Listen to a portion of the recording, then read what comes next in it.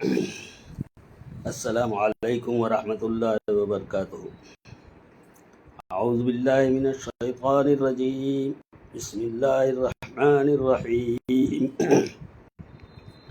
والعصر ان الانسان لفی خسر الا الذین آمنوا وعملوا الصالحات وتواصوا بالحق وتواصوا بالصبر، صدق اللہ العظیم۔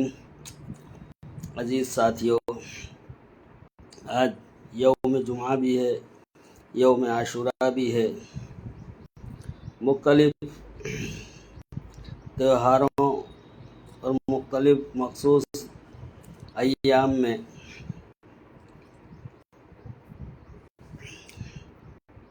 ہم سوشل لیڈروں کا یہ مزاج رہا ہے کہ عوام الناس کو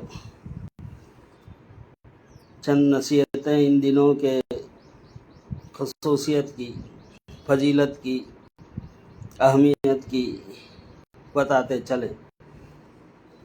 اسی غرض سے ابھی صبح صبح میرے دماغ میں بھی چند نصیحتیں آئی ہیں، جس کا خلاصہ ابھی جو میں نے سورہ عصر پڑھی اس کے اندر ہے۔ اللہ تبارک تعالی زمانے کی قسم کھا کر فرماتے ہیں، اور جب اللہ خود قسم کھائے تو ایک بات تو یہ فطری ہے کہ جب کوئی قسم کھاتا ہے تو وہ اپنی محبوب چیز کی قسم کھاتا ہے۔ اسی لیے ہم کو یہ حکم ہے کہ ہم صرف اللہ ہی کی قسم کھا سکتے ہیں، اس کے علاوہ کی قسم کھانا گناہ ہے، حرام ہے۔ اس لیے کہ ہمارا زندگی کا مقصد اللہ سے محبت کرنا ہے۔ تو اللہ کس کی قسم کھائے؟ تو اللہ نے قرآن پاک میں 15-16 چیزوں کی، باتوں کی قسم کھائی ہے۔ اس میں سے ایک زمانے کی، وقت کی قسم ہے۔ لیکن پچھلے 10-12 سال سے تو سارے انسان، دنیا کے سارے لوگ زمانے ہی کو خراب کہتے چلے آئے ہیں، وقت کو خراب کہتے ہیں۔ اپنے آپ کو خراب کہنا انہیں اچھا نہیں لگتا، معاشرے کو خراب کہنا اچھا نہیں لگتا، تو زمانے ہی کو بدنام کرتے ہیں۔ حالانکہ اللہ نے یہ زمانہ اور یہ وقت اللہ کو محبوب ہے، اس لیے اللہ نے اس صورت میں زمانے کی قسم کھا کر فرمایا کہ دنیا کے انسان خسارے میں ہیں، نقصان میں ہیں، گھاٹے میں ہیں، ان کو نفع نہیں ملنے والا، مگر وہ لوگ جو ایمان لائے۔ ابھی ایمان لانا ہر بندہ سمجھتا ہے کہ اللہ کی طاقت پر بھروسہ کرنا، اللہ کی کبریائی بڑائی پر بھروسہ کرنا، اللہ کی بتائی ہوئی باتوں پر بھروسہ کرنا، اللہ کے بھیجے ہوئے پیغمبر کی باتوں پر بھروسہ کرنا، اور اللہ نے جو دنیا کا، کائنات کا نظام چلایا ہے، جس سے تقدیریں بنتی ہے، اس پر بھروسہ کرنا۔ اور اللہ نے اپنا نظام چلانے کے لیے ایک مخلوق انسانوں سے پہلے دنیا میں پیدا کر دی تھی، جس کو فرشتے کہا جاتا ہے۔ اور فرشتے بھی اللہ کے مخصوص بندے ہیں، ایک مخصوص مخلوق ہے جو ابد الآباد سے ہے اور رہے گی۔ اور اللہ نے فرشتوں کو بھی اپنی ذمہ داریاں اور ڈیوٹیاں دی ہے۔ فرشتے کے اندر خواہشات نفسانی نہیں ہیں کہ جو جی چاہے آئے وہ کرے۔ اسی لیے جب کوئی بندہ اچھے اخلاق والا ہمیں ملتا ہے تو ہم کہتے ہیں کہ یہ معصوم ہے، فرشتہ صفت ہے، لیکن اللہ نے کچھ مخصوص فرشتوں کو مخصوص ذمہ داریاں دی ہیں، تو یہ ان کے اوپر بھی بھروسہ کرنا یہ ایمان کا ایک جز ہے، ایک حصہ ہے۔ اسی طرح حیا، شرم، وہ بھی ایمان کا حصہ ہے۔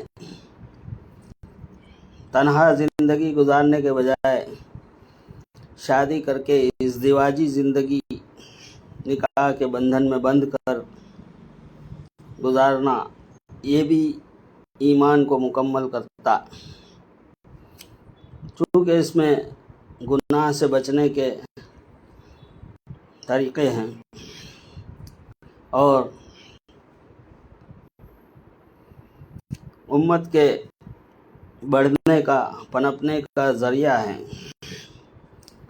انسان جب نکاح کرتا ہے تو جوڑے سے اولادیں پیدا ہوتی ہیں، اور اولادیں پیدا ہو کر نسلیں آگے بڑھتی ہیں تو قیامت بھی دور جاتی ہے، دنیا کی عمر بڑھ جاتی ہے۔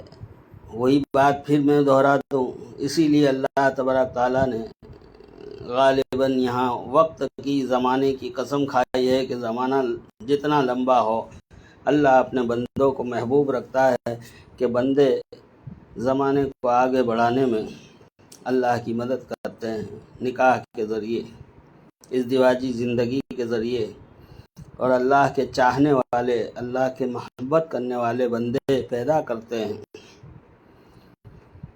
تو ایمان کے مختلف شعبے ہیں اور ہر ایک پر ایمان لانا ہمارے لیے ضروری ہے، کیونکہ ہم اللہ کو بڑا مانتے ہیں، اللہ سے محبت کرتے ہیں۔ اس کے بعد وَعَمِلُوا الصَّالِحَاتِ کہا گیا کہ وہ لوگ بھی نقصان میں نہیں ہیں جنہوں نے نیک کام کیے۔ اب نیک کام بتلانے کے لیے اللہ تبارک تعالیٰ نے دنیا میں رسول بھیجے، پیغمبر بھیجے، سب سے آخر میں جناب رسول اللہ صلی اللہ علیہ وسلم کو مبعوث فرمایا اور وحی کے ذریعے سے کلام الہی، قرآن مجید عطا فرمایا۔ اب قیامت تک آنے والی دنیا قرآن مجید کو اپنا دستور، اپنا زندگی کا اصول مان کر اور اس میں جو کچھ ہے اس کو سمجھ کر عمل کر کے اگر زندگی گزارتا ہے تو یہ بھی ایک بہت بڑا نیک عمل ہے۔ علوم قرآنیہ کا حاصل کرنا، اس کو سمجھنا اور سمجھ کر عمل کرنا، یہ نیک عمل ہے۔ اسی طرح ہر بندے کا، ہر انسان کا ضمیر دعوت دیتا ہے نیکی کی طرف اور اس کو روکتا ہے برائیوں سے، چاہے وہ کسی خدا کو مانتا ہو یا نہ مانتا ہو، کسی پیغمبر کو مانتا ہو یا نہ مانتا ہو، لیکن اس کے خواہشات نفسانی کی حرکتوں سے پتہ چلتا ہے کہ یہ بندہ یا تو نیک کام کر رہا ہے یا برا کام کر رہا ہے۔ مثال کے طور پر مثال دیتا ہوں کہ کوئی انسان جا رہا ہے، ہاتھ میں اس کے لکڑی ہے، ایک بکری گھاس چارہ چگ رہی ہے، اس کے باوجود بھی وہ لکڑی اٹھا کر اس کو مارتا ہے یا پتھر اٹھا کر کسی کتے کو مارتا ہے۔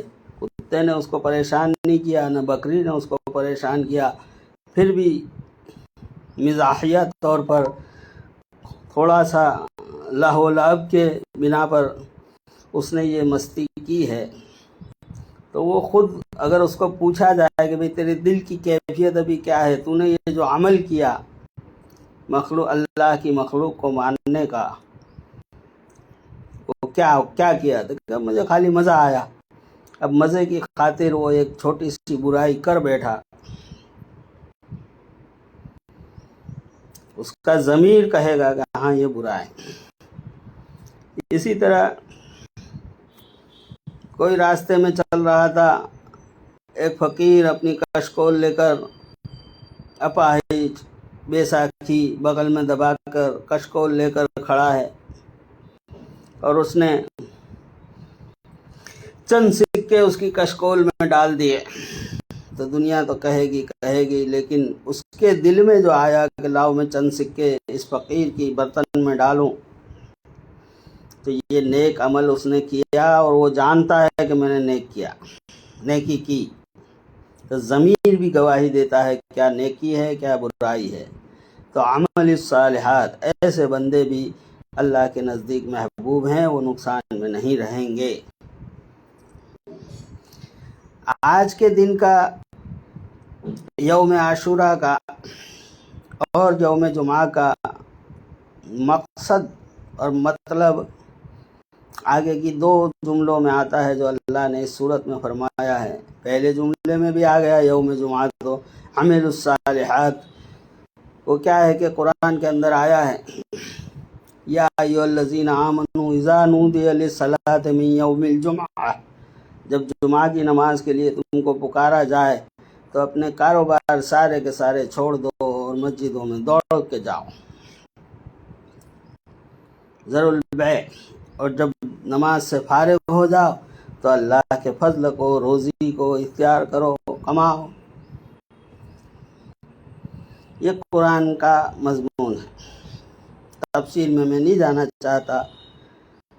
تو یہ بھی ایک نیک عمل ہے، لیکن تواصوا بالحق، حق بات پر جمے رہنا، یہ ایک بہت بڑی بات ہے۔ وتواصوا بالحق، اب ہم حق کہتے کہتے اپنے جھوٹ کو بول، حق کا مطلب ہے سچ بولنا۔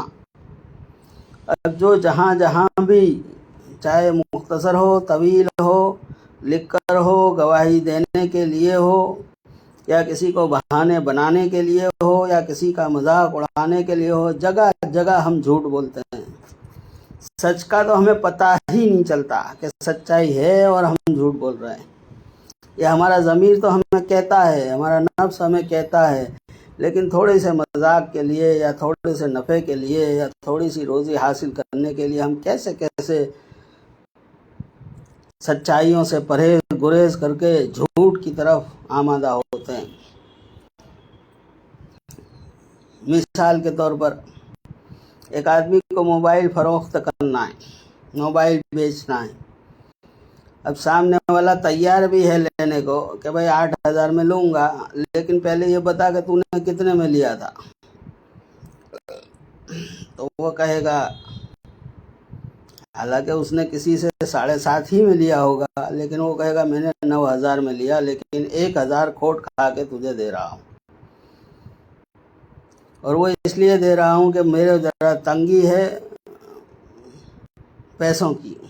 حالانکہ اس کے اگر زیادہ تفتیش کرو تو اس کو کوئی پیسوں کی تنگی نہیں ہے، لیکن وہ مکمل 8,500 روپیہ نفع لینے کے لیے اتنے سارے جھوٹ اس نے بول دیے۔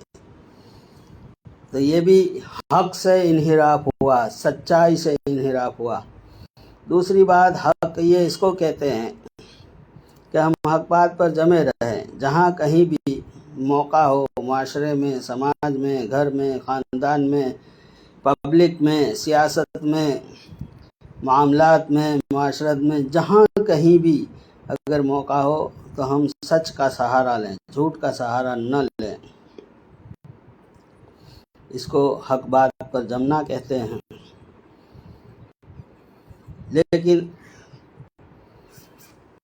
اگر معاشرے میں میاں بیوی کا، بھائی کا کچھ جھگڑا ہوا تو یہ بات الگ ہے کہ مفتیان کرام کبھی کبھی صلح کرانے کے لیے جھوٹ بولنے کی اجازت دیتے ہیں، لیکن ہم اپنے فریق کا پلہ پکڑ کر جھوٹ بولتے چلے جاتے ہیں اور سامنے والے کو اور زیادہ غصہ دلانے، ابھارنے کی کوشش کرتے ہیں۔ یہ سراسر غلط ہے، یہ حق نہیں ہے، ناحق ہے۔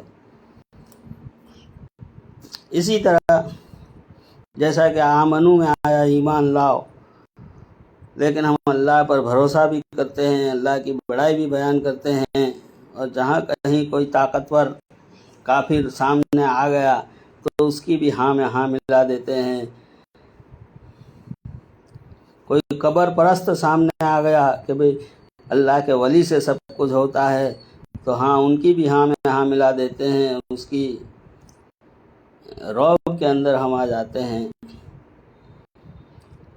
تو یہ حق بات سے انحراف ہوا۔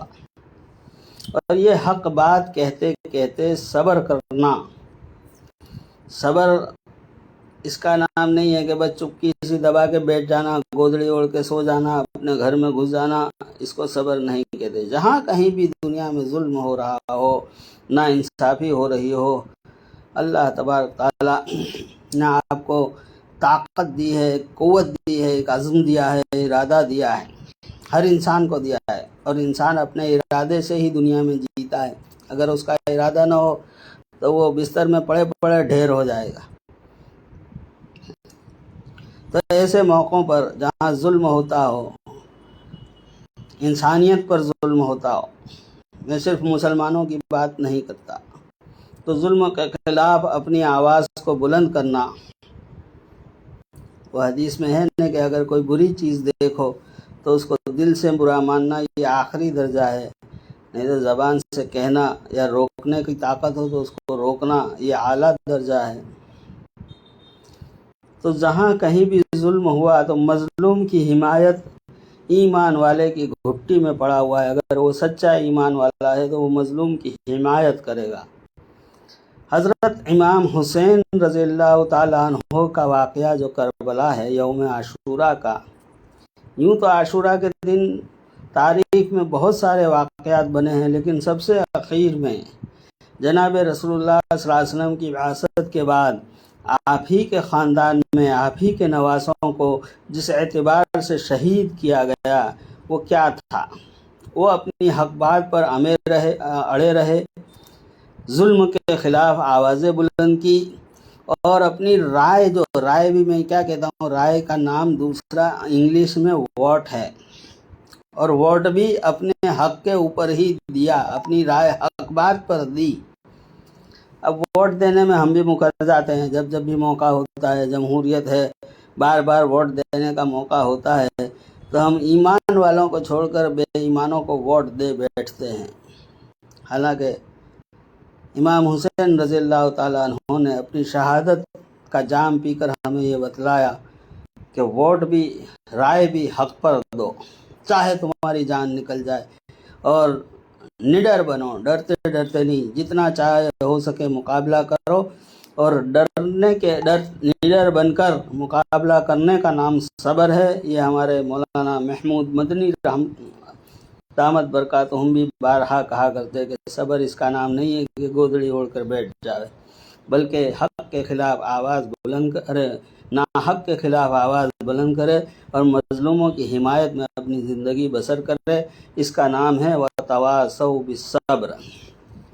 تو اس صورت کی تفسیریں بہت ہیں، یہ تو مختصر آج کے دن کے موقع پر میں نے کچھ عرض کر دیا، کیونکہ آج یوم جمعہ بھی ہے، یوم عاشوراء بھی ہے، اکثر لوگ روزے سے بھی ہیں، تو روزے کی حالت میں عبادت میں حلاوت بڑھ جاتی ہے۔ تلاوت کریں، سورہ کہف پڑھیں، قرآن جس گھر میں پڑھا جاتا ہے ان کے گھر شیاطین سے محفوظ رہتے ہیں، فرشتوں کے نزدیک وہ گھر نورانی ہو جاتے ہیں۔ اللہ تبارک تعالیٰ ان گھر والوں کو اپنی عرش پر فرشتوں کے سامنے ذکر کرتا ہے، ان کی مغفرت کا وعدہ کرتا ہے، ان کی جنت کا وعدہ کرتا ہے۔ تو عبادات میں آج کا دن گزرے ایسی میں تمنا رکھتا ہوں، اور آپ سب سے میرے لیے بھی دعا کرنا، دعا کی درخواست ہے کہ مجھے بھی نیک اعمال کی اور سچے پکے ایمان کی اور حق بات کی اور صبر کی توفیق نصیب فرمائے۔ شکریہ، جزاک اللہ، وآخر دعوانا ان الحمد للہ رب العالمین۔